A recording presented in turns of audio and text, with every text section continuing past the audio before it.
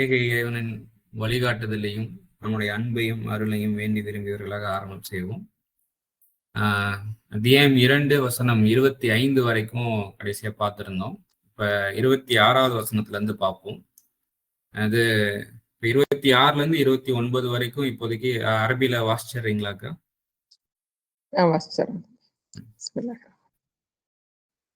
இன்னல்லாஹ லா யஸ்தஹி அன் யல்ரிப மஸலம் மா பஊலத்தன் ஃபமா ஃபௌகஹா ஃபஅம்மல்லதீன ஆமனு ஃபயஅலமூன அன்னஹுல் ஹக்கு மிர் ரப்பிஹிம் வஅம்மல்லதீன கஃபரு ஃபயகூலூன மாதா அராதல்லாஹு பிஹாதா மஸலா யுலில்லு பிஹி கஸீரா வயஹ்தி பிஹி கஸீரா வமா யுலில்லு பிஹி இல்லல் ஃபாசிகீன் அல்லதீன யன்குலூன அஹ்தல்லாஹி மின் பஅதி மீசாகிஹி வயக்தஊன மா அமரல்லாஹு பிஹி ஐ யூஸல வயுஃப்ஸிதூன ஃபில் அர்ல் உலாயிக ஹுமுல் ஹாசிரூன் கைஃப தக்ஃபுரூன பில்லாஹ் வகுந்தும் அம்வாதம் ஃபஅஹ்யாக்கும் சும்ம யுமீத்துக்கும் சும்ம யுஹ்யீக்கும் சும்ம இலைஹி துர்ஜஊன்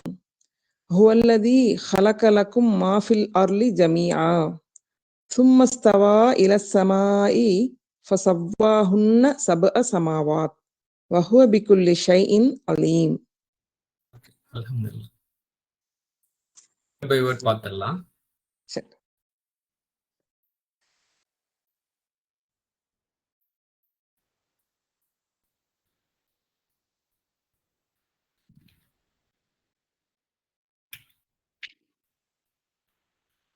இன்னல்லாஹ நிச்சயமாக அல்லாஹ், நிச்சயமாக இறைவன். அதாவது அல்லாஹ்னு கூப்பிட்டுக்கிடுங்க, அர் ரஹ்மான் கூப்பிட்டுக்குங்க, எந்த பெயரை வேணா வச்சு அழைத்துக் கொள்ளுங்கள், அதற்குரிய தகுதியான பெயரை ஒரு சர்வ இறை பேராற்றல் அழைக்கின்றோன்ற அந்த உணர்வு இருக்கட்டும்ங்கிறது தான் இங்க முக்கியமான மைய பாயிண்ட். ஸோ நிச்சயமாக அல்லாங்கும் போது நம்மளுடைய தமிழுக்கு இறைவன், நிச்சயமாக இறைவன். லா எஸ்தஹி, அவன் வந்துட்டு வெட்கப்படுவதில்லை அப்படின்னு சொல்லிட்டு சொல்லப்படும். எஸ்தஹி அப்படின்னா வந்துட்டு வெட்கப்படுதல், லா எஸ்தஹி அப்படின்னா வெட்கப்படுவதில்லை. எதுக்கு வெட்கப்படுவதில்லை அப்படின்னா அது எல்ரிப அப்படின்னு சொல்லிட்டு வருது. ஸோ எல்ரிப அப்படின்னா வந்துட்டு அடிக்கிறதுன்னு சொல்லிட்டு அர்த்தம். நார்மலா வந்துட்டு அடிக்கிறதுன்ற அர்த்தம் வந்துட்டு அமைக்கிறது, வைக்கிறது அப்படின்ற அர்த்தம். டக்குன்னு ஒரு மீனிங் என்னன்னா எல்ரிப, நம்ம வந்துட்டு ஒரு ஐடியா ஸ்ட்ரைக் ஆயிடுச்சுன்னு நம்ம சொல்லுவோம் இல்லைங்களா? நார்மலா பேச்சுல ஐடியா ஸ்ட்ரைக் ஆயிருக்கு அப்படின்னா வந்துட்டு ஸ்ட்ரைக்னா ஆக்சுவலி என்ன, அடிக்கிறது. ஒரு ஐடியா மண்டையில அடிச்சிருக்கு அப்படின்னு சொல்லிட்டு சொல்லுவோம். அந்த மாதிரியாகவும் பயன்படுத்தப்படும். ஒரு பிசிக்கலா அட்டாக் பண்றதுக்கு, ஒருத்தனை அடிச்சிட்டான் அப்படிங்கிறதுக்கும் இந்த வார்த்தை வந்து பயன்படுத்தப்படும். மொத்தத்துல அடி அப்படிங்கிறது அதனுடைய அர்த்தம். எல்ரிப அப்படிங்கிற இந்த லா வாத ராபா அந்த வார்த்தைக்கு. அடிப்பதற்கு வெட்கப்படுவதற்கு, என்ன அடிப்பதற்கு, மசல உதாரணம் அடிப்பதற்கு இறைவன் வந்து வெட்கப்படுவதில்லை அப்படிங்கிறது தான். மசலன் அப்படின்னா எக்ஸாம்பிள், வந்து உதாரணம் அடிக்கிறதுக்கு வெட்கப்படுது. நாமளே பேசும்போது சொல்லுவோம்ல, 2 உதாரணத்தை அடிச்சு விடு அப்படின்னு சொல்லுவோம். ஸோ அந்த மாதிரியான ஒரு வார்த்தை. நம்ம ஏன் வந்து நார்மலா இது மொழியாக்கத்துல எப்படி போட்டிருப்பாங்க அப்படின்னா,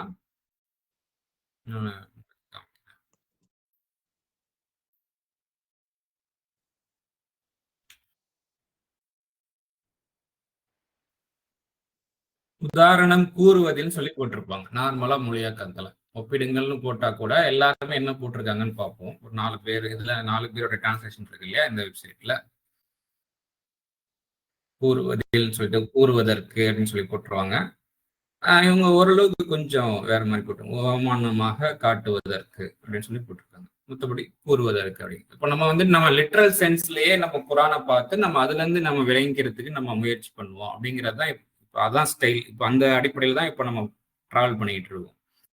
இப்போ எல்ரிபா அப்படிங்கும் போது அடித்தல் அப்படிங்கிற அர்த்தம் தெரியுது இல்லையா? ஸோ அந்த அர்த்தத்தை ஒருவேளை லிட்ரல் டைரக்ட் மீனிங் கிடைக்கல அப்படின்னா அந்த புரிதல் அடிப்படையில அந்த புரிதலுக்கு என்ன வார்த்தை அர்த்தம் இருக்குமோ அந்த வார்த்தையை போட்டுக்கலாம். இப்போ டைரக்ட் மீனிங் கிடைக்குது, அந்த அர்த்தத்தை வச்சு அந்த வாசனத்தை வாசிக்கும் போது ஒரு புதுவித டீட்டெயில் கிடைக்குதுன்னா அந்த அர்த்தத்தையே போட்டுக்கிறோம் அப்படிங்கிறதா. இப்போ எல்ரிபன்னா அடிக்கிறது. உதாரணம் அடிப்பதற்கு வெட்கப்படுவதில்லை நிச்சயமாக இறைவன் அப்படிங்கிறது.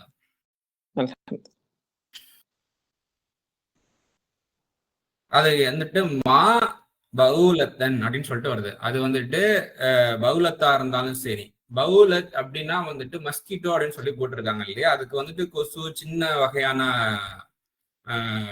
பூச்சிகள் அப்படிங்கறதுலாம் தானே ஜினான்னு சொல்லுவாங்களா. அது சின்ன பூச்சிகளுக்கு என்ன சொல்லுவாங்க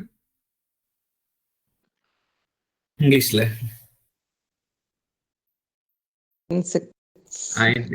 இன்னொன்னு என்ன, அதாவது சின்னதா ஏதோ கிடைச்சிருச்சுன்னு நம்ம சொல்லுவோம். நம்ம பூச்சின்னு கூட நம்ம சொல்ல மாட்டோம். நம்ம சின்னதா வார்த்தையை சொல்லுவோம் இல்லையா.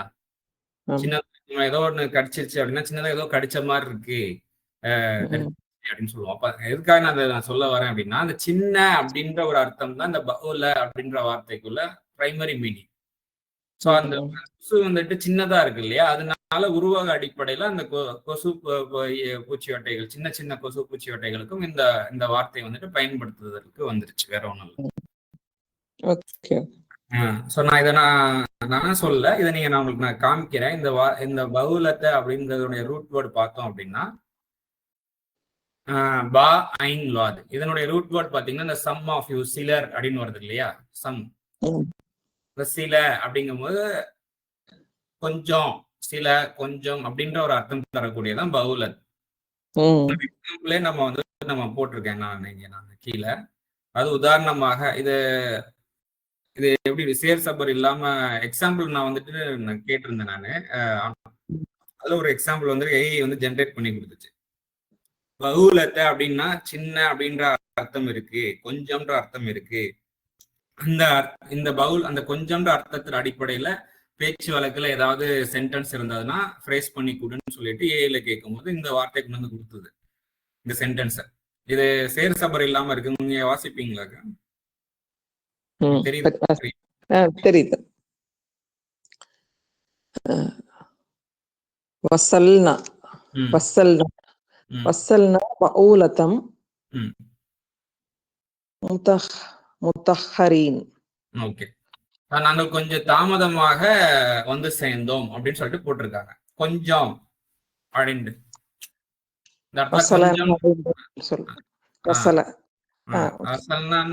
சேர்ந்தோம், வந்து சேர்ந்தோம் அப்படின்னு அர்த்தம். தாமதமாக வந்து சேர்ந்தோம். பவுலத்தை அப்படிங்கிறது வந்துட்டு கொஞ்சம் தாமதமாக வந்து சேர்ந்தோம். கொஞ்சம், சின்ன அப்படின்ற அந்த கொஞ்சம், சில அப்படின்ற அந்த சிறியதாக, சற்று அப்படின்ற அந்த அர்த்தம்லாம் அதற்கு இருக்கக்கூடியது, வேற ஒண்ணும். இது எதுக்காக நான் சொல்ல வந்தேன் அப்படின்னா, கொசுன்ற அர்த்தம் மட்டும் இல்ல, சின்ன, சிறிய அப்படின்ற ஒரு அர்த்தமும் அதுக்குள்ள அடங்கி இருக்கு அப்படின்னு சொல்ல வரேன். என்னக்கா அந்த இப்ப இந்த அர்த்தத்தை போட்டோனுமே இவ்வளவு நாளா பார்த்த எனக்கு மாறி போச்சு. எல்லாருக்கும் அப்படியே இருக்கும். ஏன்னா நம்ம கொசு அந்த ஒரு உருவம் வந்துருச்சு அப்படியே. அதுலயும் செய்திதான் சொல்றான்ல. இன்னும் வந்து பெட்டரா நம்ம இப்படி சொல்லும் போது சின்ன சின்ன விஷயத்துக்கு நம்ம எடுத்தோம்னு வச்சுக்கோங்க, எல்லாத்துக்கும் பல வகையான அர்த்தங்கள். இப்ப வந்து கொசுன்னு சொல்லும் போது அது கொசு தான் நம்மளுக்கு கொசுன்னே சொல்லும் போது அதோட உருவம் பல வகையான எண்ணங்கள்ல வந்துச்சு எனக்கு. படத்துல கொசு பத்தி எல்லாம் போட்டிருக்காங்க, அந்த மாதிரி எல்லாம் நல்லா நாடி பெட்டரா வருது. இதுல இருக்கு பேசிக், இதுல இருந்து இன்னும் பெட்டரா வருது. அல்ஹம்துலில்லாஹ். இப்போ பவுலத்துனா சின்னதோ, அதாவது அது சின்னதோ, ஃபமா ஃபௌகஹா அதனுடைய மேலையோ. இப்ப அதை வந்து நான் கொஞ்சம் நம்ம நடையில சொல்றதா இருந்தா எப்படி சொல்லலாம்னா, சிறியதோ அது பெரியதோ நிச்சயமாக இறைவன் உதாரணம் அளிக்க வெட்கப்படுவதில்லை, அவ்வளவுதான். சின்னதோ பெருசோ இல்ல நார்மலா மொழியாக்கத்துல இதுல எப்படி போட்டிருக்காங்கன்னா, கொசுவோ அதிலும் மேற்பட்டதையோ அப்படின்னு போட்டிருக்காங்க. அற்பத்தில் மேற்பட்டதையோ பிராக்கெட்ல போட்டாங்க இல்லையா. ஏன்னா சில இடத்துல வந்துட்டு அதை விட கீழானதையோ அப்படின்னு சொல்லி போட்டுருவாங்க டக்குன்னு. அதை கொஞ்சம் கொசுவையோ அதை விட அற்பமானதையோ சொல்லி போட்டிருக்காங்க. அதை விட மேல அப்படின்னு தான் இருக்கு இங்க அரபில. ஆமா ஒரு சின்னதோ இல்ல அதை விட பெருசோ அப்படிங்கிறது தான். சின்னதோ அது பெருசோ அப்படிங்கிறது தான் அங்க இருக்கு. உதாரணம் அடிக்க வெட்கப்படுவதில்லை. அது ஆப்போசிட் அப்படிதானே வரும். அதாவது ஸ்மால் அப்படின்னா அப்புறம் இப்படிதானே வரணும். அதை விட ஸ்மால் அப்படின்னு சொல்ல மாட்டாங்கல்ல. அதுவும் சொல்லுவாங்க. இங்க குரான்ல சொல்லப்பட்டிருக்குதுங்கிறது வந்துட்டு அந்த வார்த்தையை வச்சு பார்த்து. அல்ஹம்துலில்லாஹ். ஆமா அல்லதீன ஆமனு அப்படிங்கிறது அடுத்தது கண்டினியூ ஆகுது.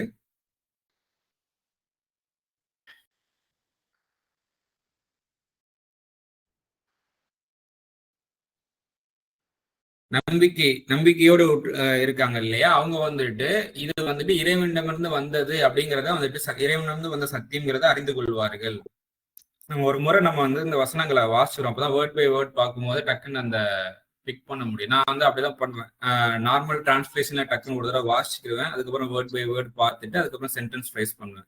நீங்க சென்டென்ஸ் ஃப்ரேஸ் பண்றதையும் நான் இங்க காமிக்கலாம். கொஞ்சம் சின்ன சின்ன வசனங்கள் வரும்போது சென்டென்ஸ் ஃப்ரேஸ் பண்றதையும் நம்ம இன்ஷால்லா ஸ்கிரீன்ல நான் ப்ரெசென்ட் பண்றேன். ஏன்னா ரொம்ப டைம் ஆயிருமோன்னு சொல்லிட்டு நான் ஆல்ரெடி நான் இங்க டைப் பண்ணி வச்சுட்டேன். நான் வேற ஒன்றும் இல்லை. நம்பிக்கையோடு உள்ளவர்கள் நிச்சயமாக அது தங்கள் பரிபாலனமிருந்துள்ள சத்தியம் என்பதை அறிந்து கொள்வார்கள். நிராகரித்தபடி உள்ளவர்கள் கூறுகின்றனர், இவ்வித உதாரணத்தை கொண்டு இறைவன் நாடுவது என்ன?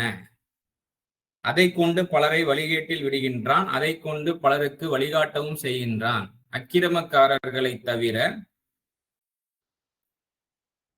அதை கொண்டு வழிகேட்டில் விடுவதில்லை அப்படிங்கிறதுதான். ஸோ இதான் அந்த வசனம் சொல்ல வருது. இப்போ நம்ம வேர்ட் பை வேர்ட் வாசிக்கும் போது ஓரளவுக்கு கனெக்ட் வாசிக்கிறோம். அம்மா அல்லதீன ஆமனும், நம்பிக்கையோடு இருக்கின்றார்களே அவர்களை பொறுத்தவரை அம்மா அப்படிங்கிறது. ஸோ அவங்கள பொறுத்த வரைக்கும் அவங்க என்ன சொல்றாங்க அப்படின்னா, அவங்க வந்து அறிந்து கொள்கின்றார்கள், பின்னாடி அறிந்து கொள்கின்றார்கள். என்ன அறிந்து கொள்கின்றார்கள்? நிச்சயமாக அது, இன்னஹு அப்படின்னா நிச்சயமாக அது, ஹக்குன்னு அறிந்து கொள்கின்றார்கள். அதுவும் எங்கிருந்து உள்ள ஹக்கு?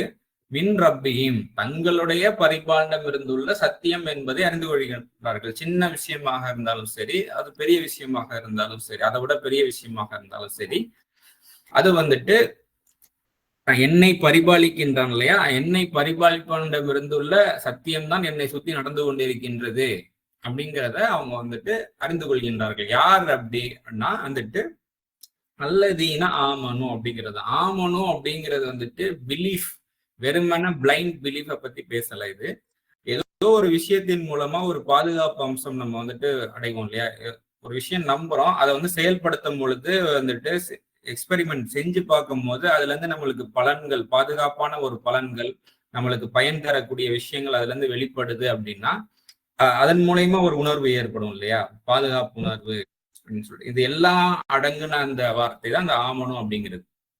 இன்னும் அல்லதீன ஆமனும், யார் நம்பிக்கை கொண்டவர்கள் அப்படின்ற அந்த வார்த்தைக்கு உண்மையிலே வாரிசுதாரர்கள் யாரு? அந்த வார்த்தை எந்த மாதிரியாக செயல்பட்டுக்கிட்டு இருக்கவங்க, என்ன மாதிரி மென்டாலிட்டி, என்ன மாதிரி ஆட்டிடியூடு இருக்கிறவங்களை பார்த்து ஆமனுன்னு சொல்லுதுங்கிறதுக்கு அத்தியாயம் 23ல முதல் 10 வசனம் நம்ம வாசிச்சு பார்த்தோம்னாலே நம்மளுக்கு ஒரு பிக்சர் கிடைச்சிடும். அது எந்த மாதிரி கேரக்டரைசேஷன் உள்ளடக்கி இந்த வார்த்தையை வந்து பேசுது அப்படின்ட்டு. ஸோ அவங்க வந்துட்டு அந்த மாதிரி ஒரு வீணான விஷயங்கள்ல இருந்து விலகி இருப்பாங்க. யாருக்காவது வாக்குறுதி கொடுக்கறதா இருந்தா அதுல பார்த்து கவனமா, நம்மளால செய்ய முடியுமா முடியாதாங்கிறதுல ரொம்ப பார்த்து கவனமா இருப்பாங்க. தொடர்புகள்ல மீன்ஸ் கான்டாக்ட்ஸ்ல அல்லது கம்யூனிகேஷன் எதுவாக இருந்தாலும் சரி, அதுல வந்துட்டு ரொம்ப கவனமா இருப்பாங்க, பணிவோட இருப்பாங்க. அதே சமயத்துல கம்யூனிகேஷன்ல வெயின் டாக் வருதுன்னா கண்ணியமா அதை விட்டு அப்படியே விலக பார்ப்பாங்க. இந்த மாதிரியான தன்மை இருக்கிறாங்க இல்லையா, அவங்க என்ன பண்றாங்கன்னா ஃபிகர் அவுட் பண்றாங்க. என்ன ஃபிகர் அவுட் பண்றாங்கன்னா, நிச்சயமாக அது ஹக்கு, சத்தியம், மின் ரப்பிஹிம், என்னை தங்களை பரிபாலிப்போண்டமிருந்து வந்துள்ள சத்தியம். இப்போ வந்து கொசுங்கிற ஒரு விஷயமே எடுத்துக்கிடலாம். நம்ம ஆல்ரெடி சொன்ன உதாரணம் தான். வீட்டுல கொசு வட்டைகள் வந்துட்டு ஒரு சின்ன ஒரு விஷயம்தான். அது வந்து நிறைய கொஞ்சம் கொஞ்சமா அது வந்துட்டு பெருசாகிட்டே வருது. சின்ன பூச்சி, அதுக்கப்புறம் பெரிய பெரிய பள்ளி அதெல்லாம் வருது அப்படின்னா அது கொடுக்கக்கூடிய பிரைமரி மெசேஜ் என்னன்னா, நம்ம வீடை சுத்தமா வச்சுக்கிறதுல கொஞ்சம் சோம்பலா இருந்துட்டோம் அப்படிங்கிறது தான் அதனுடைய மெசேஜ். இந்த மெசேஜ் வந்துட்டு அவங்க அப்படிதான் இது என்னை பரிபாலிப்பவன் எனக்கு உணர்த்துகின்றான். இது எல்லாமே என்னை பரிபாலிப்பது வந்ததுதாங்கிறது சொல்றது. இதுல எதுவும் மாற்றுக்கிறது இல்லை இல்லையா? இல்ல அதுல எப்படி? கண்டிப்பா அது நம்ம செஞ்சுட்டு இருக்கோம். அப்போ வந்து இது மெசேஜ் என்ன அப்படின்னா, கடைசியில எல்லாத்தையும் அசால்ட்டா விட்டோம்னா அதுக்கப்புறம் அந்த பள்ளியை சாப்பிடுறது எலி வரும், பூனை வரும், நாய் வந்துடும். நம்ம நாயை உட்காந்து விரட்டிக்கிட்டு இருக்கோம் அப்படின்னா அது அது அவ்வளவு பிரயோஜனப்படாது. அதை விட பெரிய பெரிய பிரச்சனை வந்துகிட்டே இருக்கும். ஜஸ்ட் வீடை கொஞ்சம் சுத்தமா கொஞ்சம் ஃபர்ஸ்ட் எய்டா வந்துருச்சு, விரட்டி விட்டுட்டு வீடை கொஞ்சம் சுத்தம் பண்ண ஆரம்பிக்கிறோம் என்ற அளவுக்கு அதுல இருக்கக்கூடிய சோம்பல் தனம் பலவீனத்தை இறைவனே என்னை போக்கி தருவாயாக, என் உள்ளத்தையும் என்னுடைய அகத்தையும் புறத்தையும் தூய்மையா ஒத்துக்கிறதுல எனக்கு அந்த உத்வேகத்தை எனக்கு தந்தருள்வாயாக, அதை எனக்கு லேசாக்கி தருவாயாக அப்படின்ற அந்த அடிப்படையில பிரார்த்தனை வைக்கும்போது இது எல்லாம் காண போயிட போகுது. அவ்வளவுதான். மித்த பெரிய பெரிய விஷயங்கள் அடிப்படை பேசிக்க நம்ம வந்துட்டு நம்ம ஐடென்டிஃபை பண்றதுக்குமே இந்த மாதிரி ஒரு மனநிலை நம்மளுக்கு தேவைப்படுது. அதுக்கப்புறம் உதாரணங்கள் சொல்லும் போது என்னக்கா சொல்றீங்க? உதாரணம் சொல்லும் போது ஈஸியா இருக்குன்னு சொல்ல.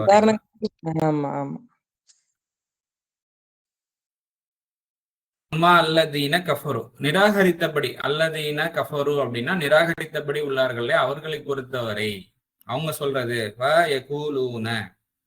அவர்கள் கூறுவது, அவர்கள் என்ன கூறுகின்றார்கள்? மாதா என்ன அராதன் நாடுகின்றான், என்ன நாடுகின்றான்? அல்லாஹ் இறைவன் நாடுகின்றான். பிஹாதா இதை கொண்டு, மசலன் அப்படின்னா வந்துட்டு உதாரணம், இந்த உதாரணத்தை கொண்டு இறைவன் நாடுவது என்ன அப்படின்னு சொல்லிட்டு நிராகரித்தபடி உள்ளவர்கள் கூறியது. இதெல்லாம் என்னத்துக்கு தான் படைச்சு வச்சிருக்கான்னு சொல்லுவாங்க இல்லையா? இதுக்குதான் இதெல்லாம் வருதோ சொல்லிட்டு சுத்தப்படுத்தினா அது போயிடும் அப்படிங்கறத ஐடென்டிஃபை பண்ணாம இந்த மாதிரி வார்த்தைகளை நம்மளும் சொல்லியிருக்கிறோம் இல்லையா? கண்டிப்பா. அது வந்துட்டு நம்ம நிராகரிக்கிறோம், ரிஜெக்ட் பண்றோம். அதாவது நம்ம அதுல இருந்து நம்ம படிப்பினை எடுக்காம கான்சென்ட்ரேஷன் பண்ணாம ரிஜெக்ட் பண்ணிட்டணும். ரிஜெக்ட் பண்றதுனால, நிராகரிக்கிறதுனால இந்த மாதிரி வார்த்தைகள்லாம் வருது. மீன்ஸ் அறியாமை, ஃபூலிஷ், முட்டாள்தனமான வார்த்தைகள்.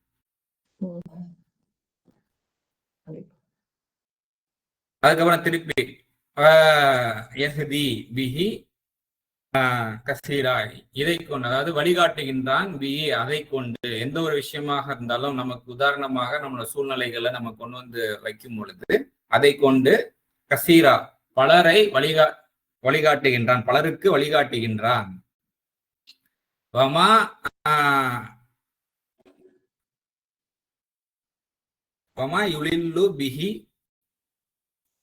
அதுக்கப்புறம் அதாவது பாசிக்கீனை தவிர அதை கொண்டு வழிகேட்டில் ஆக்குவதில்லை அப்படின்னு சொல்லிட்டு முடியுது. இதுக்கு முன்னாடி வந்துட்டு வழிகேட்டில் விடுகின்றான் பிஹி கசீரா, பலரை அதை கொண்டு வழிகேட்டில் விடுகின்றான், பலரை அதை கொண்டு வழிகாட்டுகின்றான். பாசிக்கீனை தவிர அதை கொண்டு வழிகேட்டில் ஆக்குவதில்லை அப்படிங்கிறது தான் 26வது வசனம். நீங்க நான் திருப்பி வந்துடுறேன் போல் வசனத்துக்கு. சிறியதோ அது பெரியதோ நிச்சயமாக இறைவன் உதாரணம் அடிக்க வெட்கப்படுவதில்லை. நம்பிக்கையோடு உள்ளவர்கள் நிச்சயமாக அது தங்களது பரிபாலனம் இருந்துள்ள சத்தியம் என்பதை அறிந்து கொள்வார்கள் அல்லது அறிந்து கொள்கின்றார்கள். நிராகரித்தபடி உள்ளவர்கள் கூறுகின்றனர், இவ்வித உதாரணத்தை கொண்டு இறைவன் நாடுவது என்ன? அதை கொண்டு பலரை வழிகேட்டில் விடுகின்றான், அதை கொண்டு பலருக்கு வழிகாட்டவும் செய்கின்றான். அக்கிரமக்காரர்களை தவிர அதை கொண்டு வழிகேட்டில் விடுவதில்லை. இப்ப அக்கிரமமா செயல்பட்டுக்கிட்டு இருக்காங்க அப்படின்னா அந்த அக்கிரமத்துல இருந்து வெளியே வர்றதுக்காக, நீ செய்யறது அக்கிரமம் தப்பு அப்படின்னு புரியறதுக்காக தான் வந்துட்டு சில உதாரணங்கள் நம்ம சூழ்நிலைகளாக அமைக்கப்படும். அதையும் கண்டும் காணாத இதெல்லாம் வச்சு என்னத்துக்கு தான் இது இறைவன் இதெல்லாம் வச்சு என்னத்தான் நம்ம சொல்ல வரோம் அப்படின்ற அடிப்படையில இருக்கும். தொடர்ந்து அவங்க அக்கிரமமா தான் செயல்படுறாங்க. அப்போ அவங்களுக்கு இந்த வழிகாட்டுதல் வந்துட்டு கிடைக்கிறது இல்லை, வழிகேட்டுல விட்டுறாங்க. ஸோ அப்போ வழிகேட்டுல விடும் போது அதிகமான பெயின்ஃபுல்லான விஷயங்களை அனுபவிச்சு திரும்ப வர வேண்டியதா இருக்கு, மீண்டு வர வேண்டியதா இருக்கு. ஸோ லேசான விஷயம் சொல்லும் பொழுது சின்ன சின்ன அசௌகரியம், சின்ன சின்ன அன்கம்ஃபர்டபுள் வரும்போது எங்கேயோ மிஸ்டேக் ஆயிருக்கு அப்படிங்கிறத கொஞ்சம் நம்ம கவனம் செலுத்தி சரி பண்ணிட்டு வரும்போது பெரிய பெரிய அடி தண்டனை ஆக மாட்டோம் அப்படிங்கிறது இங்க உணர்த்தப்படுது. உதாரணம் அப்படிங்கிறது அதாவது வார்த்தைகள்லாம் இல்லாம சூழலாவும் நம்மளுக்கு வரும். நீங்க சொன்னதுல இருந்து ஒரு ஏதாவது எப்பவுமே உதாரணம் சொல்ல ஒருத்தர் சொல்லித்தான் புரிஞ்சுக்க முடியுமா? நம்மளுக்கு இறைவன் புறத்திலிருந்து ஒரு சூழலாவும் நம்மளுக்கு அமையும். நீங்க சொன்னீங்க இல்லையா? இப்போ ஒரு கொசு வந்து அப்புறம் எலி வந்து பள்ளி வந்து அப்படி நமக்கு வரும்போது அதுல இருந்து நம்ம என்ன இதுலான்னு கொஞ்சம் அப்சர்வ் பண்ணணும். அது அந்த மாதிரி சூழல் நிறைய விஷயங்கள்ல நமக்கு ஏற்படும் போது கொஞ்சம் நிதானமா கவனிச்சோம்னா இது மூலியமா இறைவன் என்ன உணர்த்த வர்றான் அப்படிங்கிறது ஒரு கஷ்டமான ஒரு சூழல் ஏற்பட்டு அது என்ன அப்படின்னு நம்ம வந்து அப்சர்வ் பண்ணி சரி பண்ணி உதாரணங்கள் அது மாதிரி இறைவன் இங்க உதாரணம் அடிக்க அப்படின்னு நம்ம போடும் போது இதுல இன்னொரு நிறைய விஷயம் வந்துட்டு நம்மளுக்கு ஈஸி பண்ணி கொடுக்கும். என்னன்னா அதுல இருக்க லிட்ரல் மீனிங்கே இப்ப நம்ம போடுறோம். உதாரணம் கூற வைக்கப்படுவதில்லைன்னு போட முடியும். ஆனா அதுல லிட்ரல் மீனிங் வந்து உதாரணம் அடிக்க அப்படிங்கிறது தான். இப்போ உங்கள் துணைகள் வந்துட்டு உங்களுக்கு துரோகம் பண்றாங்க, உங்களுக்கு வந்துட்டு எதிரா இருக்காங்கன்னா அவங்கள அடியுங்கள் அப்படின்னு சொல்லிட்டு குரான்ல வருது இல்லையா? அந்த அந்த இடத்துல இதே வார்த்தை தான் அந்த இருக்குது. அந்த இந்த சேம் திஸ் வேர்டு தான். இப்போ அடிக்கிறது அப்படிங்கிறது கையை கொண்டு பிசிக்கலா அட்டாக் பண்றது மட்டும்தான் அப்படின்னு நார்மலா அண்டர்ஸ்டாண்டிங் இருக்கு இல்லையா? பெரும்பாலான அண்டர்ஸ்டாண்டிங், எல்லாரும் கிடையாது, பெரும்பாலான பேரோட அண்டர்ஸ்டாண்டிங் கையை கொண்டு. இப்போ வந்துட்டு குரானே வந்துட்டு அந்த பிசிக்கல் அட்டாக்கிங்க மட்டும் வச்சும் அந்த வார்த்தையை வந்து பேசல அப்படிங்கிறது குரான்ல இருந்தே நம்ம பாக்குறோம். அப்போ புரியுற மாதிரி மூஞ்சில் அடிச்ச மாதிரி 4 உதாரணத்தை அடி அப்படின்னு நம்ம புரிஞ்சு கொள்ள முடியுது இல்லையா? ஏன்னா தானே இருக்கிறாங்க, அது கணவனோ இல்ல மனைவியோ ஏன்னா தானோ நடந்துட்டு இருக்காங்க, இல்ல வேற மகனோ யாரோ ஒருத்தவங்க அவங்களுக்கு சொல்லும் போது நல்லா புரியுற மண்டையில அடிக்கிற மாதிரி உரைக்கிற மாதிரி 4 உதாரணத்தை சொல்லி அப்படின்னு சொல்லுவாங்க. அப்படியும் அதை புரிந்து கொள்ள முடியும். இது பிசிக்கல் அட்டாக்கிங் மட்டும் இல்ல அப்படின்னு சொல்றதுக்குமே நம்மளுக்கு இந்த வசனம்லாம் நம்மளுக்கு தேவையா இருக்கு. பாருங்க, குரானே பாருங்க, அடிக்கிறதுனா வந்துட்டு பிசிக்கல் அட்டாக்கிங்கை மட்டும் பேசல. இது இப்ப இங்க வந்துட்டு அடிக்கிறதுனா என்ன? இறைவன் உதாரணம் அடிக்க வெட்கப்படுவதில்லை. உதாரணம் அடிக்கிறதுனா என்ன? நம்ம நார்மலாவே புரிந்து கொள்ள முடியுது இல்லையா? உண்மைதான். அட்டாக்குன்னு அது லிட்டரலாவே நம்ம எடுக்கிறப்போ லிட்டரலாவே அதுக்கும் அடுத்த இடத்துல அதுக்கு பதில் வருது. இப்ப இந்த இடத்துல அந்த லிட்டரல் பண்ணும் போதுதான் அங்க அந்த வசனத்தோட நம்ம கனெக்ட் ஆட்டோமேட்டிக்கா மைண்ட் கனெக்ட் பண்ணும் கான்சியஸ்ல. ஆமா. சோ இப்ப இங்க உதாரணம் கூறான்னு போட்டோம்னா கனெக்ட் பண்ணாது. ஆமா, அது தனியா அடிக்கிறதுன்னு அது அடிக்கிறதா அடிச்சு போட்டு சொல்லவும் செய்யறாங்களா? அடிக்கிறான்னு சொல்லிட்டாங்க அல்லா அப்படின்னு சொல்றோம். இது வந்து இப்ப இது இந்த அளவுக்கு நம்ம மோசமா நடந்திருக்கோம், நானும் நடந்திருக்கோம். நம்ம வந்துட்டு டக்கு டக்குன்னு வார்த்தையில விட்டுருவோம், மனம் புண்படியான விஷயங்களை அசால்ட்டா விட்டுருவோம். ஆனா அதுல வந்துட்டு ஹர்ட் பண்றதுங்கிறது இங்க முக்கியம் இல்ல. உதாரணத்தை சொல்லி அந்த சூழ்நிலை சீர்படணும் அப்படிங்கிறது தான் முக்கியமான விஷயம். மனசு அமைதி அடையணும் அப்படிங்கிறது தான் இங்க வந்து பிசிக்கல் அட்டாக்கிங்க மட்டும் பேசல. அந்த இடத்துல வசனங்கள் இது மாதிரிலாம் நம்ம கவர் பண்றதுக்கு இந்த இடத்துல ஒரு லிட்டரல் சின்ன ஒரு கரெக்ஷன் தான். நம்ம உதாரணம் கரெக்ஷன் சொல்றீங்க. இப்ப வந்து இதை வந்து நம்ம இதே அடிச்சிருக்காங்க நடந்த விஷயத்தினால அல்லாஹ் சொன்னா அடிச்ச பிரச்சனைகள் அதிக. இறைவன் ஒரு வழிகாட்டுதல் வந்து அந்த இடத்துல வந்து எப்படி இருக்கும்? கண்டிப்பா அது வந்து உண்மையாதான் இருக்கும். ஆனா அதன் மூலமா பிரச்சனை அதிகமாயிருச்சு. அல்லாஹ் சொன்னா அடிச்சாங்கன்னா அடிச்சதுனால பிரிகிற அளவுக்கு பிரிஞ்சுட்டாங்க. அப்போ அந்த வார்த்தைகள் வந்து அந்த இறைவன் சொன்னான்னு சொல்லி நான் சொல்லாத செய்த வந்து குரான்ல அந்த ஆயத்து வருது இல்லைங்களா? இறைவனை ஒரு தடையாக ஆக்கிக்காதீங்க உங்களோட விஷயத்துக்குங்கிற மாதிரி. அல்ஹம்துலில்லாஹ், இது நல்ல ஒரு புரிதலா இருந்துச்சு. ஸோ இந்த மாதிரி நம்ம சின்ன சின்ன கரெக்ஷன்ஸ் தான். அதாவது லிட்ரல் மீனிங் நம்ம என்ன பண்ணிடுறோம் அப்படின்னா லிட்ரலா போட்டா வாசகர்களுக்கு புரியாது அப்படின்னு சொல்லிட்டு என்ன பண்ணிடுறாங்கன்னா எளிமைப்படுத்துறோங்கிற பேர்ல புரிதலை கொண்டு வந்து போட்டுறாங்க. மேபி அது சில இடங்கள்ல ஒர்க் அவுட் ஆகுது. இதை நம்ம என்ன பண்ணலாம் அப்படின்னா ஒரு ரெக்வஸ்டா மொழியாக்கம் பண்றவங்க லிட்ரல் மீனிங்கை போட்டுட்டு ஒருவேளை இது வந்து வாசிச்சா புரியாத மாதிரி இருக்குதுங்கும் போது பின் குறிப்பா அதை போட்டுருங்க. நாங்க இதை வாசிக்கும் போது இவ்வாறாக புரிந்து கொண்டோம், நேரடி அர்த்தம் இதுதான் அப்படின்னு சொன்னாங்கன்னா அந்த அந்த புரிதலும் இந்த நேரடி அர்த்தமும் ஒத்து போகுதான்னு செக் பண்ணி பார்த்து அவங்க ரீடர்ஸ் வந்துட்டு பண்ணிப்பாங்க. டைரக்டாவே உள்ள கொண்டு வந்து போடும் போது ஒரு சில வசனங்களுக்கு இடையில உள்ள கனெக்டிவிட்டி வந்துட்டு கட் ஆயிடும். புரியுதுங்களா? ரொம்ப நல்லா ஒரு நினைவு. ஏன்னா இந்த கனெக்டிவிட்டி கட் ஆகுது அப்படிங்கிற ஒரு விஷயம் தான் அடுத்த வசனம் பேசுது.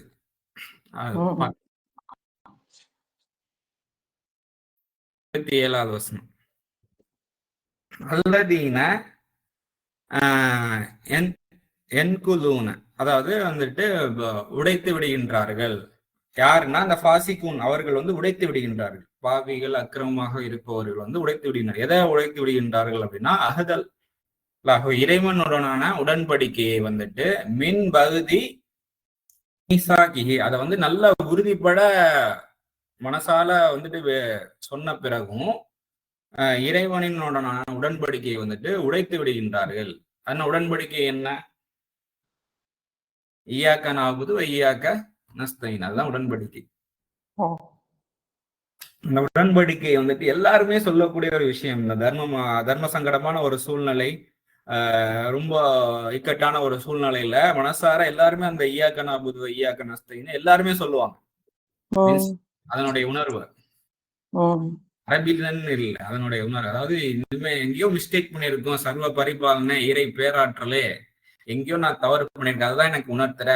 இனிமேட்டு நீ என்ன பண்ணா உனக்கு ஒத்துழைக்கிறதா இங்க வந்துட்டு ஒத்துழைச்சாதான் சமாதானமா இருக்க முடியுங்கிறது தெரிஞ்சிருச்சு. மாலிகியோம் சமாதானம் மிக்க நாளுக்கு உன்னை அரசனாக ஏற்றால்தான் சமாதானம் மிக்க நாளாக வாழ முடியும் அப்படிங்கறத எல்லாருமே சொல்லக்கூடிய ஒரு விஷயம் தானே. கடவுள்னு சொல்லுவாங்க, இறை பேராற்றல்னு சொல்லுவாங்க, ஏதோ ஒரு வார்த்தையை பயன்படுத்தி அந்த உணர்வை வெளிப்படுத்துவாங்க. சோ அதுதான் ஒப்பந்தம். அந்த ஒப்பந்தம் அந்த மாதிரி பண்ணதுக்கு அப்புறமும் இந்த அக்கிரமாகவே தொடர்ந்து ஆட்டிடியூட் பண்ணக்கூடியவங்க அந்த ஒப்பந்தத்தை முறித்து விடுகின்றாங்க. உறுதிப்பட சொல்லியிருக்க இதுக்கு முன்னாடி, அப்படியும் நீ உடைச்சிடுற. அதுக்கப்புறம்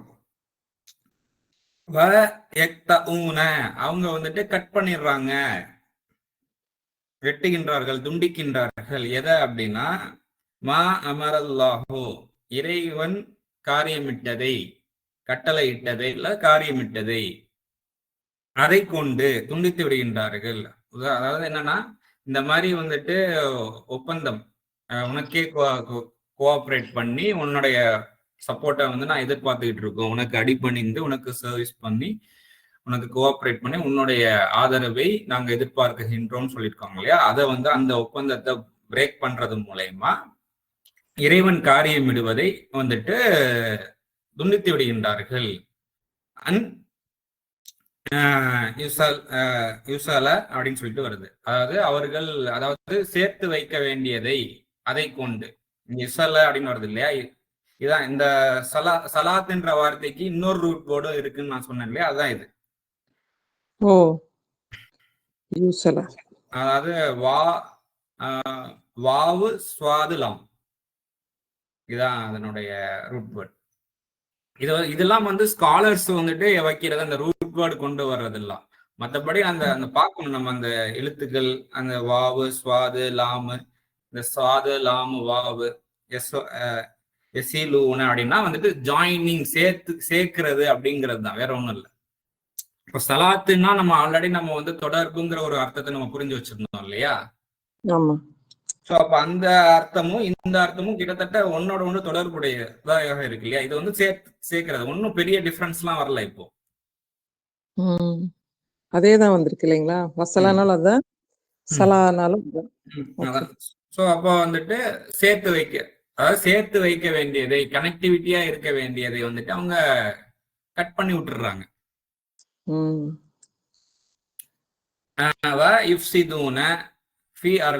பூமியில் வந்து குழப்பத்தை விளைவிக்கின்றார்கள். உலாயிக்க அத்தகைய அவர்கள், உலாயிக்க அத்தகைய அவர்கள் அப்படின்னு சொல்லிட்டு வருது. அவங்க வந்து நஷ்டவாளிகள், இழப்புக்குள்ளாகின்றார்கள், நஷ்டவாளிகளாக ஆகின்றார்கள் அப்படின்னு சொல்லிட்டு முடியும். பார்க்கலாம். அவர்கள் இறைவனிடம் ஒப்பந்தத்தை அதை உறுதிப்படுத்திய பின்னர் முறித்து விடுகின்றனர், ஒன்றிணைக்கும்படி கட்டளையிடுவதை துண்டிக்கின்றனர். அதாவது ஒன்றிணைக்க சேர்த்து வைக்கும்படி காரியம் இடுவதை இல்ல கட்டளையிட்டதை வந்துட்டு துண்டித்து விடுகின்றனர், பூமியில் குழப்பமும் செய்கின்றனர், அத்தகைய அவர்கள் நஷ்டவாளி. இப்ப நம்ம இங்க வந்துட்டு உதாரணம் கூற அப்படின்னு போட்டோம் அப்படின்னா, நம்மளை அறியாமலேயே வந்துட்டு இன்னொரு நிறைய வசனங்களோட வந்துட்டு கனெக்ட் ஆக வேண்டிய அந்த வசனம் வந்து கட் ஆயிடுது. இங்க இருந்து கீழே வரக்கூடிய அந்த வசனங்களுக்கு கீழே வரக்கூடிய வசனங்கள் இதுக்கு அடுத்து வேற வேற வேற வேற வேற அத்தியாயங்கள்ல இது சார்ந்து பேசிக்கிட்டு இருக்கும். இந்த இதே வார்த்தையை பேஸ் பண்ணி நம்ம வந்துட்டு சில இடங்கள் நம்ம பேச்சிலேயே இதெல்லாம் இருக்குமே. நம்ம வந்துட்டு ஒரு வேர்டை நம்ம பிக் பண்ணிப்போம். அந்த வேர்டை பிக் பண்ணி நம்ம வேற வேற பேசும்போது ஏன்னா ஃபர்ஸ்ட் பாயிண்ட்டை நினைவுபடுத்துறதுக்காக ஃபர்ஸ்ட் பாயிண்ட்ல பேசும்போது என்ன வார்த்தையை பயன்படுத்தணுமோ அந்த வார்த்தையை வந்து ஒரு 10வது பாயிண்ட் 11வது பாயிண்ட்ல நம்ம யூஸ் பண்றோம் அப்படின்னா ஃபர்ஸ்ட் பாயிண்ட ரீகால் பண்றதுக்காக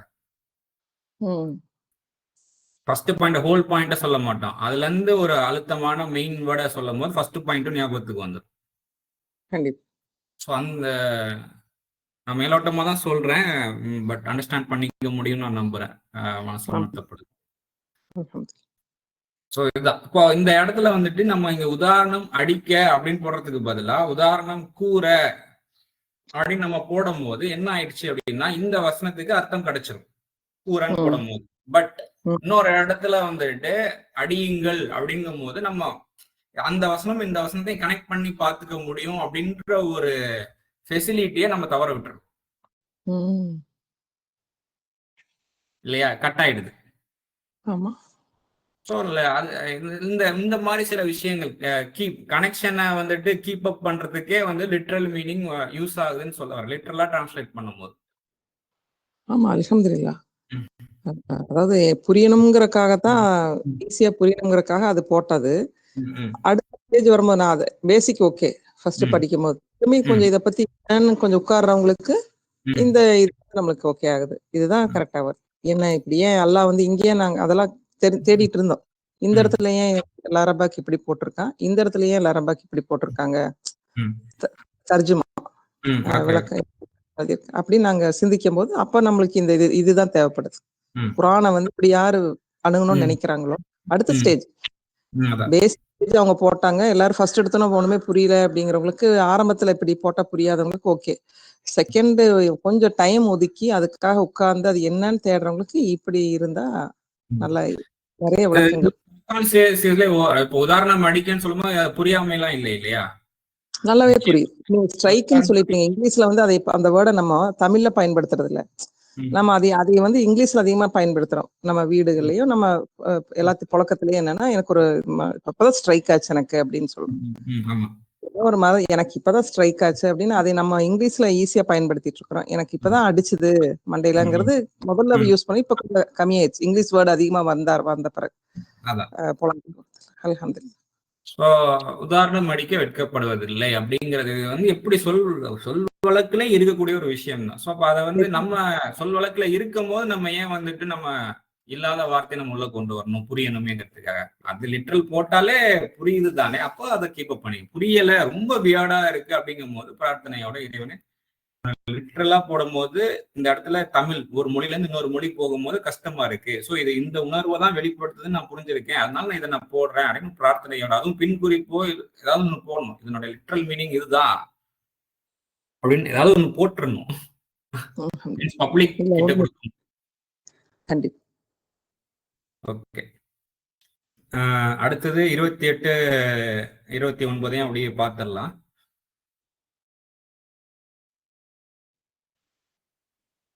அதாவது இந்த மாதிரி கனெக்டிவிட்டியா இருக்க வேண்டியது ஒன்றோடு ஒன்று தொடர்புடைய விஷயங்களை வந்து நம்ம பிரேக் பண்றோம் துண்டிக்கிறோம் அப்படின்னா டெம்பரவரியா ஏதோ ஒரு கெயின் கிடைக்கிற மாதிரி இருக்கும். பட் ஆனா மிகப்பெரிய நஷ்டத்துல ஹாசிரம்னா ஒரு அழுத்தமான ஒரு வார்த்தை. அது பெரும் நஷ்டம்.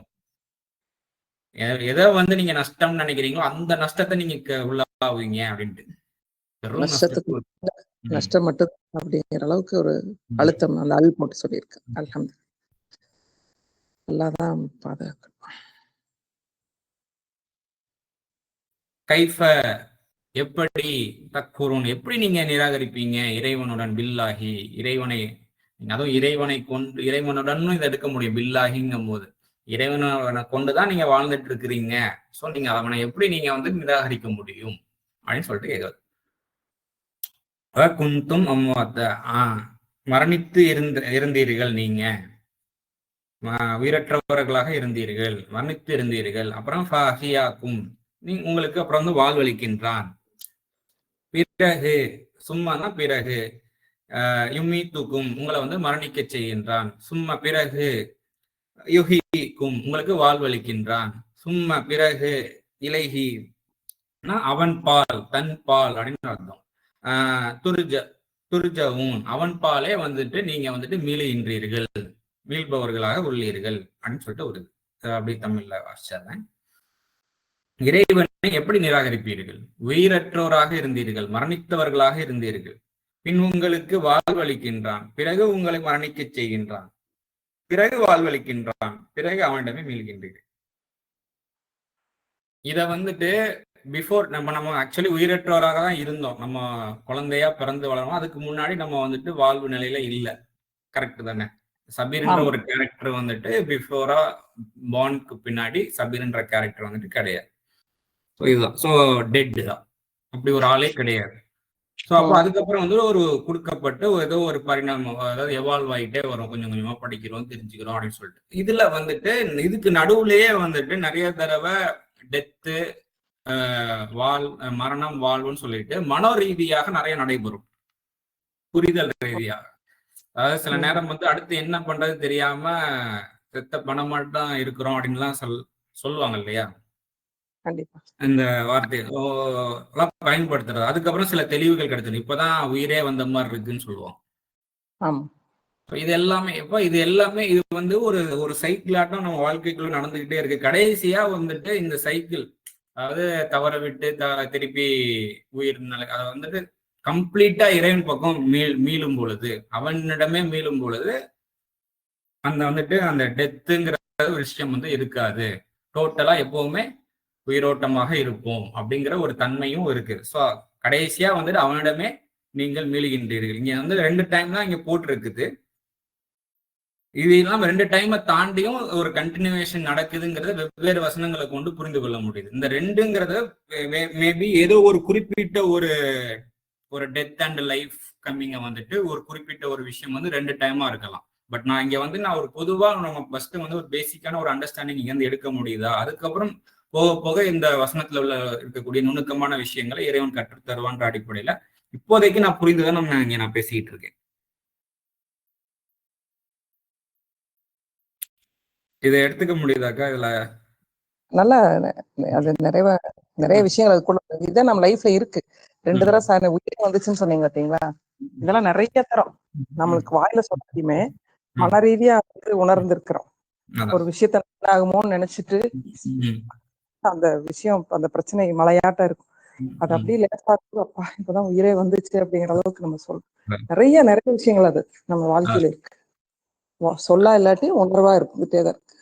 அப்போ சில சூழ்நிலைகள் நம்ம மேல விழும் போது ஆளு காலி செத்தான் அப்படின்னு சொல்லுவாங்க இல்லையா?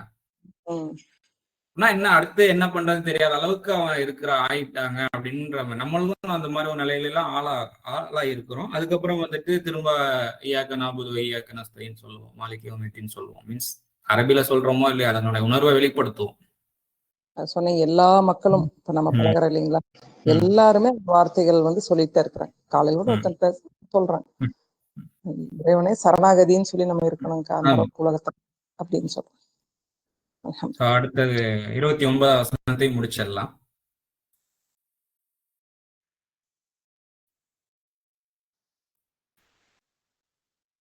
வசனம் என்னன்னா, அவன் தான் பூமியில் உள்ளதை ஒரு சேர உங்களுக்காக படைக்கின்றான், பிறகு வானத்தின் பால் சமன்படுத்துகின்றான், அவற்றை 7 வானங்களாக சமநிலைப்படுத்துகின்றான், அவன் ஒவ்வொரு விடயத்துடனும் அறிந்தவன் அப்படிங்கிறது தான். 29 ஹுவனா அவன், அல்லதினா இன்னொரு தடவை அவன் தான் அப்படின்னு சொல்லிட்டு அவன் தான், ஹலக படைக்கின்றான், லக்கும்னா உங்களுக்கு படைக்கின்றான், மாஃபில் அர்லி அதாவது பூமியில் உள்ளதை, மானா எதை, பூமியில் எது உள்ளதோ அப்படிங்கிற மாதிரி. ஸோ பூமியில் உள்ளதைன்னா சிம்பிளா முடிஞ்சு போச்சு. பூமியில் உள்ளதை, மாஃபில் அர்லி பூமியில் உள்ளதை, ஜமி அப்படின்னா ஒரு சேர, ஜமாத்துன்ற வார்த்தையெல்லாம் வருது இல்லையா, ஜமாத்து, ஜும்மா, இந்த வார்த்தையெல்லாம் ஒன்றோடு தொடர்புடைய வார்த்தைகள். ஜமியா, ஜமாத்துனா ஒரு குழு, ஒரு கூட்டமா, ஒட்டுமொத்தமா அப்படிங்கிறது தானே ஜமாத்துன்னு சொல்றது. ஒரு குழுவா, ஒரு சேர, அனைத்தும் அப்படிங்கிற ஒரு அர்த்தம் உள்ளடக்கிய வார்த்தை தான் இந்த ஜமியா. சோ ஒரு சேர பூமியில் உள்ளதை உங்களுக்காக படைக்கின்றான், அவன் தான். பிறகு என்னது ஆமா. ஓகே. பிறகு சும்மானா பிறகுன்னு அர்த்தம். அஸ்தவா அதாவது சமன்படுகின்றான் அப்படின்ற ஒரு அர்த்தம், சமன்படுத்துகின்றான் அப்படின்ற ஒரு அர்த்தமும் இருக்குது. எஸ்டாப்ளிஷ், ஈக்குவல் அப்படின்ற ஒரு அர்த்தமும் இருக்கு. ஸோ அதனால அந்த சமன் அப்படின்ற ஒரு வார்த்தையை நான் நீங்க பயன்படுத்திக்கிறேன். நான் சும்மா அஸ்தவா சமன்படுத்துகின்றான், இலா அஸ்தமாயி அதாவது வானத்தின் பால் அதை சமன்படுத்துகின்றான். இதுல எல்லாம் நிறைய நுணுக்கமான ஒரு விஷயங்கள் இருக்குது. இதெல்லாம் ரப்பி சித்னி இல்மா, அழகா நிறைய விஷயங்கள் இதுல வெளிப்படுற மாதிரி இருக்கு. இறைவனே அழகான முறையில எனக்கு கற்றுத்தா அந்த விஷயங்கள், அதன் மூலயமா நான் சமாதானம் பெருகணும். வெறுமனே இன்ஃபர்மேஷன் தெரிஞ்சுக்கிட்டேன், நிறைய விஷயம் தெரிஞ்சுக்கிட்டேன் பெருமை அடிக்கிறதுக்காக இல்லாம அந்த தகவல் மூலயமா நான் சமாதானம் அடையணும். உன் பொருத்தத்தின் அடிப்படையில நடந்து கொள்வது என் இடத்துல நான் அதிகரிக்கணும். அந்த தகவல் மூலயமா என்னோட நம்பிக்கை உறுதிப்படணும்ன்ற அடிப்படையில அந்த பிரார்த்தனை இருக்கட்டும். சோ நிறைய விஷயங்கள் இருக்கு இதுல. அதாவது சோ வானத்தின் பால் அதை பிறகு சமன்படுத்துகின்றான். திரும்பவும் அதே மாதிரியான ரூட் வேர்ட் தான் வருது. அதாவது அதை செவ்வைப்படுத்துகின்றான். சவானா செவ்வை தானே, ஷேப்பிங், ஃபேஷன் அப்படின்லாம் அதுக்கு ஈக்குவல்ன்ற அர்த்தமும் இருக்குது. ஸ்டில் செவ்வைப்படுத்துகின்றான், சீர்படுத்துகின்றான் அப்படிங்கிறதும் கிட்டத்தட்ட அந்த ஈவன், சீர், ஈக்குவல் அப்படின்ற எல்லாமே அந்த ஒன்றோடு ஒன்று தொடர்புடைய உணர்வுகளா தான் இருக்கு. அதாவது அப்படின்னா எல்லாத்தையும் சேர்த்துருச்சு. வானத்தையும் சரி பூமியும் சரி இந்த ரெண்டுத்துல உள்ள விஷயங்களையும் செவ்வைப்படுத்துகின்றான் அப்படின்னு சொல்லிட்டு. எப்படி அப்படின்னா சமாவாத்தின் அதாவது 7 வானங்களாக அதை செவ்வைப்படுத்துகின்றான், சீர்படுத்துகின்றான், சமன்படுத்துகின்றான் அப்படின்ற அந்த உணர்வும் கிடைக்குது. வகுவ பிகுல்லி ஷைஇன் அலீம், அவன் பிகுல்லி என்ன ஒவ்வொன்றுடனும், ஷையின்னா விடயத்துடனும் அல்லது நாட்டத்துடனும் கூட போட முடியும். அவன் என்ன நாடுகின்றானோ அல்ல என்ன விடயம் செய்ய போகிறானோ எல்லா விடயத்துடனும் அவன் அறிந்தவனாக தான் இருக்கின்றான். உணர்வற்று அவன் செய்யல, ஏனோதானோன்னு செய்யல, அறிந்த நிலையில் அறிவோடு ஒவ்வொரு விடயத்துடனும் அறிந்தவனாக உள்ளான் அப்படிங்கிறது தான். திரும்ப வாசிப்போம். அவன்தான் பூமியில் உள்ளதை ஒரு சேர உங்களுக்காக படைக்கின்றான், பிறகு வானத்தின் பால் சமன்படுத்துகின்றான், அவற்றை 7 வானங்களாக சமநிலைப்படுத்துகின்றான் அப்படின்ற வார்த்தையை நம்ம பயன்படுத்தியிருக்கோம். ஏன்னா அந்த ஈக்குவல்ன்ற அந்த அர்த்தம் இருக்கிறதுனால அந்த அர்த்தத்தை நான் இங்க கொண்டு வர நான் ட்ரை பண்றேன் இந்த வசனத்துல. அதுல அது ஒரு மீனிங் எனக்கு கொடுக்குது, ஒரு உணர்வை கொடுக்குது. அதே போல ஒவ்வொருத்தவங்களும் வாசிக்கும் போது அதை சிந்திச்சு பார்ப்போம். அவன் ஒவ்வொரு விடயத்துடனும் அறிந்தவன். ஏன்னா இந்த நம்ம அக்குபங்க்சர் ப்ராக்டிஸ் பண்ணக்கூடியவங்க, அது பண்ணக்கூடியவங்களுக்கு தெரியும் வானம் பூமி அந்த அண்டத்துல இருக்கிறது தான் நம்மளுடைய உடம்பு பிசிக்கல்குள்ளேயும் இருக்குது. ஸோ அப்போ இந்த வானம் பூமியை பத்தி தான் பேசிக்கிட்டு இருக்கு. இது இந்த விஷயம் இதனுடைய கோட்பாடு நமக்குள்ளேயும் இது இருக்குது அப்படிங்கிறத வச்சுதான் இதெல்லாம் கொஞ்சம் கொஞ்சமா சிந்திக்கும் போது இந்த 29வது வசனம் வெல் கனெக்டட் ஆகும். ஸோ அப்போ நம்ம ஆல்ரெடி டிஸ்கனெக்ட் ஆயிருக்கோம், துண்டிச்சு வச்சிருக்கோம். இறைவன் ஒன்றிணைக்கும்படி கட்டளையிடுவதை துண்டித்து விடணும். அக்கிரமமாக நடக்கும் போதுதான் பல கனெக்ஷன்ஸ் வசனம் பல விஷயத்த கனெக்ட் பண்ணி பேசிக்கிட்டு இருக்கும். அதெல்லாம் நம்மளால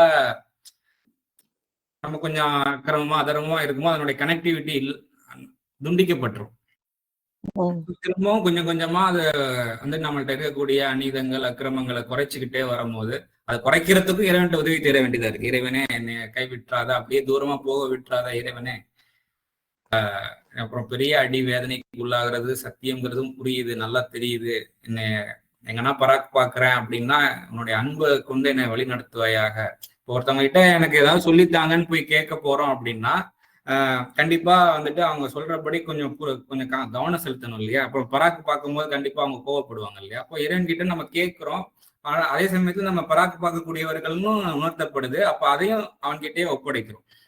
நான் பராக்கு பார்க்கக்கூடியவன்கிறதை நீ உணர்த்துற இறைவனே, அந்த நேரத்துல உன்னுடைய அன்பை கொண்டு என்னை அரவணைத்துக் கொள்ளு, கோவப்பற்றாத, உன்னுடைய கோவம் நான் தாங்க மாட்டேங்கிறதையும் நான் நல்லாவே உணர்றேன் அப்படிங்கிற இப்படியாக அந்த கலந்துரையாடல் அந்த இறைவனோட பேச்சு இருக்கணும்.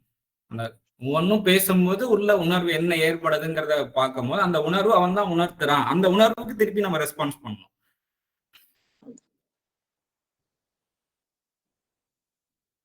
இதுதான் விஷயம். ஸோ இப்போ இந்த 29 வசனம் ஃபுல் வசனம் செட் ஆஃப் வசனத்தையும் வாசிக்கிறேன், 26ல இருந்து 29 வரைக்கும். சிறியதோ அது பெரியதோ, நிச்சயமாக இறைவன் உதாரணம் அடிக்க வெட்கப்படுவதில்லை. நம்பிக்கையோடு உள்ளவர்கள் நிச்சயமாக அது தங்களது பரிபாலனம் இருந்துள்ள சத்தியம் என்பதை அறிந்து கொள்கின்றார்கள். நிராகரித்தபடி உள்ளவர்கள் கூறுவது, இவ்வித உதாரணத்தை கொண்டு இறைவன் நாடுவது என்ன? அதை கொண்டு பலரை வழிகேட்டில் விடுகின்றான், அதை கொண்டு பலருக்கு வழிகாட்டவும் செய்கின்றான். அக்கிரமக்காரர்களை தவிர அதை கொண்டு வழிகேட்டில் விடுவதில்லை. இதை நோட் பண்ணிக்கணும். ஃபாசிக்கின்னா யாரு, என்ன மாதிரி டைப்ல இருக்கக்கூடியவங்க எல்லாம் வந்துட்டு குரான் வந்து ஃபாசிக்கின்னு சொல்லுது அப்படிங்கிறதையும் நம்ம கொஞ்சம் பார்த்தோம் அப்படின்னா இன்னும் கொஞ்சம் டீட்டெயில் கிடைச்சிடும். நார்மலா வாசிக்கும் போது எதெல்லாம் அக்கிரமம்னு சொல்லிட்டு அவங்கவுங்களுடைய வாழ்க்கையில நம்ம நடந்து கொள்றதை வச்சு தெரிந்து கொள்ள முடியும். இந்த மாதிரி செயல்பாடுகள்லாம் வேண்டாங்கிறது ஃபீல் ஆயிடும். கூடுதலா டீட்டெயில் வேணும்னா குரான்ல இந்த மாதிரி தேடலாம்னு சொல்ல வரேன். ஃபாசிக்கின், இவர்கள் எல்லாம் ஃபாசிக்கின்னு சொல்ல குணங்கள் என்னன்னு சொல்லி நம்ம பார்த்துட்டு அல்லாஹ் உதவி தேடும். அந்த குணங்கள் இருந்து அதுல இருந்து நம்ம மீளணும், அது வேண்டாம்னு சொல்லி. அவர்கள் இறைவனிடம் ஒப்பந்தத்தை அதை உறுதிப்படுத்திய பின்னர் முறித்து விடுகின்றனர். ஒன்றிணைக்கும்படி அல்லது சேர்த்து வைக்கும்படி கட்டளையிடுவதை இல்ல காரியம் இடுவதை துண்டித்து விடுகின்றனர். பூமியில் குழப்பமும் செய்கின்றனர், ஃபசாத் பண்ணுகின்றனர். இந்த மாதிரி தன்மையிலிருந்து இறைவன் நம்மளை பாதுகாக்கணும். பேசினா நல்ல பேச்சு, சமாதானம் ஏற்படுத்துற பேச்சை மட்டும் நம்ம வாயிலிருந்து வெளிப்படுறதுக்கு இறைவன் அருள் புரிவானாக. ஸோ குழப்பமான விஷயம் நம்ம கிட்ட இருக்கு அப்படின்னா பெரும் நஷ்டத்தை அடைவோம்னு சொல்லுது. அத்தகைய அவர்கள் நஷ்டவாளிகள். இறைவனே இந்த மாதிரி இழப்புக்கும் நஷ்டத்துக்கும் உள்ளாவதிலிருந்து இறைவனே உன்னிடம் பாதுகாவல் தேடுகின்றோம் அப்படிங்கிற அந்த உணர்த்தப்பட கேட்க வைக்கிறான் இறைவன். இறைவனை எப்படி நீங்க நிராகரிப்பீங்க? உயிரற்றோராக நீங்கள் இருந்தீங்க, மரணித்தவர்களாக நீங்கள் இருந்தீங்க, பின் உங்களுக்கு வாழ்வளிக்கின்றான், பிறகு உங்களை மரணிக்க செய்கின்றான், பிறகு வாழ்வளிக்கின்றான், பிறகு அவனிடமே மீளுகின்றீர்கள். அவன்தான் பூமியில் உள்ளதை ஒரு சேர உங்களுக்காக படைக்கின்றான், பிறகு வானத்தின் பால் சமன்படுத்துகின்றான், அவற்றை 7 வானங்களாக சமநிலைப்படுத்துகின்றான், அவன் ஒவ்வொரு விடயத்துடனும் அறிந்தவன் அப்படின்னு சொல்லிட்டு முடியும். இந்த கடைசி வசனத்துல வந்து இன்னும் நிறைய டீடைல்ஸ் இருக்குன்னு சொன்னீங்களா? ஆமா, அது வந்து அவங்க படிச்சு உணரணும். இப்ப எனக்கு ஏதோ 1-2 தெரியுங்கிறத வெளிப்படுத்தி நான் குழப்பி விட்டுறக்கூடாது, பண்ணிடக்கூடாது அப்படிங்கிறதும் இருக்கு. பெட்டர் அவங்கவுங்க ரப்பி சித்னி இல்மான்னு சொல்லி டெவலப் பண்ணிக்க வேண்டியதான். பேசிக்கா நமக்கு அடிப்படையா என்ன உதாரணம் கிடைச்சோ அதை மட்டும் எது ஈஸியா எடுத்துக்க முடியுதோ அதை எடுத்துக்கிறோம். சரி, இன்னைக்கு போதும். வரக்கூடிய நாட்கள்ல மித்த வசனங்களை பார்ப்போம்.